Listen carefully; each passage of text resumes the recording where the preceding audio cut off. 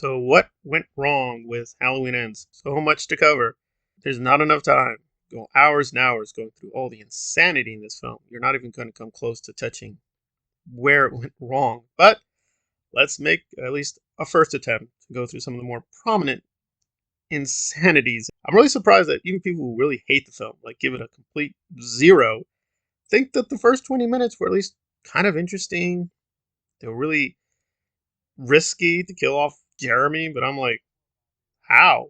Why? Jeremy made no sense. He was way too intelligent. He knew too many things, and he was cursing all the time. And I'm like, this didn't feel like a real kid. It just felt like a construct. But even putting that aside, is like how he manipulated the entire thing, and it's like he had to be at the right place at the right time for him to get killed. I just thought it was just way too silly. It was just so contrived, and I couldn't take it seriously at all. I mean, I am glad they did something spectacular, but even there, they're kind of violating their own rules because I double checked Halloween Kills. At the very beginning, they have very moody music, but here they just play rock music at the beginning. I'm like, what? How does that make any sense?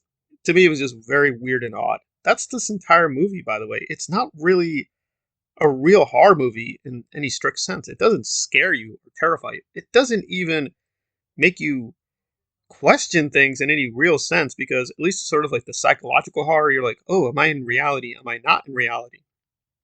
Maybe at the very end, but really you're like, okay, this guy becomes inspired to become Michael Myers. And even people who said him becoming a copycat, he really wasn't a copycat killer at all. He just took the mask and started killing people. And some of that was well done, but it wasn't like Michael at all. He just efficiently went to people, started beating them, stabbing them, hitting them. But you kind of wonder, like some of these bullies, he was already physically bigger than them. He didn't need to become Michael. He didn't need the mask. Like one of the bullies, the Letterman guy, Corey was already bigger than him. Why are you intimidated or why do you care? They're not physically even your equal, so it just felt really weird and phony. But then, even granting the film has a few good moments, there was no real internal consistency. Like Laurie, for no reason, senses evil. How she senses evil, we don't know. The biggest thing we get is the eyes. I see it in the eyes. I saw it in the eyes, Corey.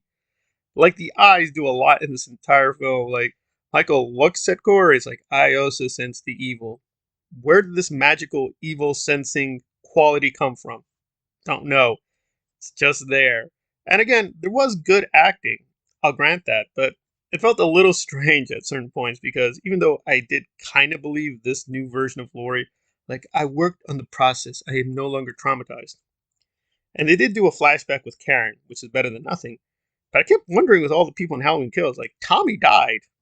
That didn't seem to have any real legacy. Like nobody was really crying for Tommy. Or the hobo, right? Because technically the hobo was the first victim of Corey to be killed in a real way by him.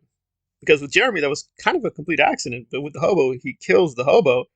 It didn't really have any real impact because when he goes to Allison saying, I killed someone, and they go to the kill place, it's Jeremy. And I'm like, what about the hobo? I don't think they cared about the hobo. So apparently, yes, killing people bad in this trilogy, but if you kill hobos, that's not really a person. So even their own rules about, oh, evil and evil legacy, it's like it includes only certain people within Haddonfield. So I thought that was really funny. And there were just so many missed opportunities. Like Mathis, I really expected them to do a lot with Mathis. Instead, he's just generic, Doc, I'm going to give you a promotion if you have sex with me. I'm like, okay, well, it's not much. And then Corey dispatches him like nothing. I'm like, well, I don't understand. Why did you even need Michael or the mask or even any help? You could have gotten these people in a vulnerable position and just killed them that way. There was no real necessity to go into the sewer, to get the mask, or even getting Michael's help. You could have just gotten a taser or a gun. Really, you didn't need any of this stuff. And then so many people just were unlikable, like radically unlikable. Like the DJ, for no reason at all. He sees Corey in the house and says, hey, what you doing on my property? Why you on my property? You're pissing me off. You better get the hell out of here. What? Why is he acting like this? Why is he saying those things? It was really weird because so many people were unlikable that did Michael or Corey even do anything wrong? I mean, a lot of the people they killed weren't that nice to begin with. So it was just very strange tonally.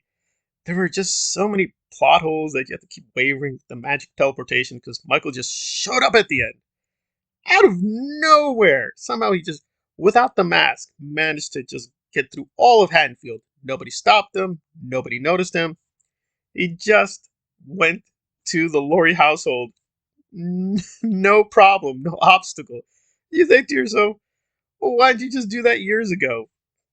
I don't know. I mean, just for food, you just go to people's places. If you can do magical teleportation, that would have solved a lot of problems for him. You could have gotten first aid kit, you could have gotten food. Nope, the magic teleportation only comes in at the end. Why doesn't he use magic teleportation when he's stuck on the roof? I don't know. Apparently, it only works indoors. It can't work outside. You have to be in a house. You can teleport to a house, but you can't teleport outside a house. How does that work? I don't know. And then Lori does some magic teleportation too, but she only does it some of the time. That felt really funny. And the way they killed Michael was also very confusing because they were just bleeding him to death.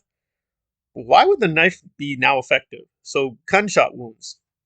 That really doesn't do much damage. He just gets up from that. But a knife wound will definitely kill him at the right place at the right time.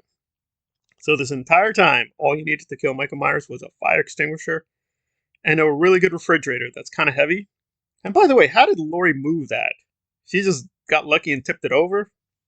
Okay. And why couldn't Michael just get rid of that refrigerator? I mean, he was able to grab Lori for a second and just throw her like nothing. So it's like, okay, so with human beings, he can definitely just break them, choke them to death. But when it comes to a refrigerator, he's like totally useless. It's like kryptonite to him. Hilarious most of the time. I knew certain scenes were meant to be horrifying or terrifying, but I was just laughing. I mean, the acting wasn't bad, but it just felt like these situations are just so unreal and so ridiculous. It's like, I know some of the stuff was meant to be comedic, but it just felt, on the whole, it just felt a little too ridiculous. Like, I get it. They just want Laurie to win and Michael to be destroyed and focus on the story on Corey, but I don't know. I think there were more efficient ways to do it. Like, this way, it was just so contrived and just so absurd. They just did not put the effort in to really think through, like, why would Corey do this? Why would Michael need an assistant? Why would Laurie think about suicide? It's no real thought. It's just like, oh, they just feel this way for this trilogy to end in this way. That's about it. But I did appreciate the Julian cameo. That was kind of nice. Better than nothing.